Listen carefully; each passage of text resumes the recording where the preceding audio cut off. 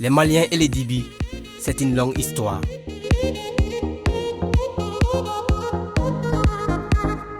Depuis des siècles, cette alimentation via la viande grillée reste l'une des préférées de bon nombre de Maliens.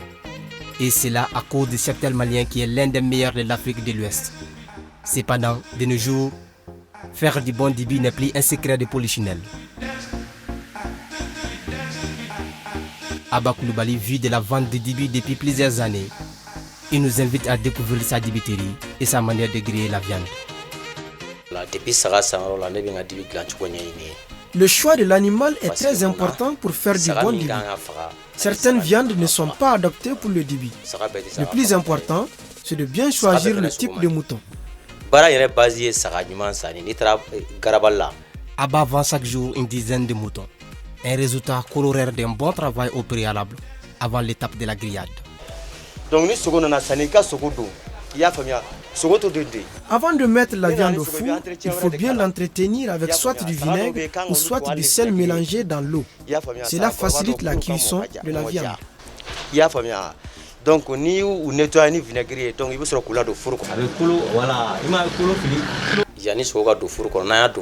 L'intérieur du four doit être aussi prêt avec de l'eau mélangée du vinaigre.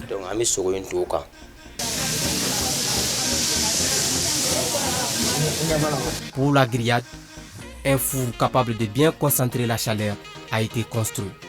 Ainsi, les viandes, une fois prêtes, devront passer au minimum 3 heures sous cette chaleur, soit 1h30 minutes pour chaque côté.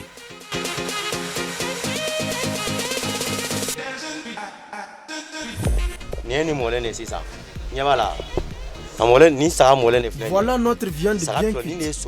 Nous allons la rendre chaude. C'est très important pour une bonne digestion.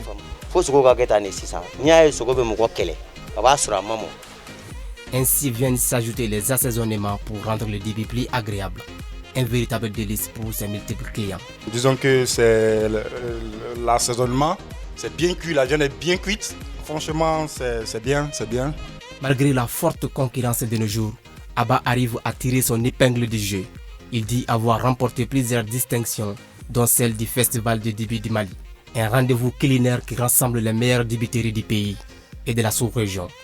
Il prévaut encore de l'amour des Maliens pour le dibi.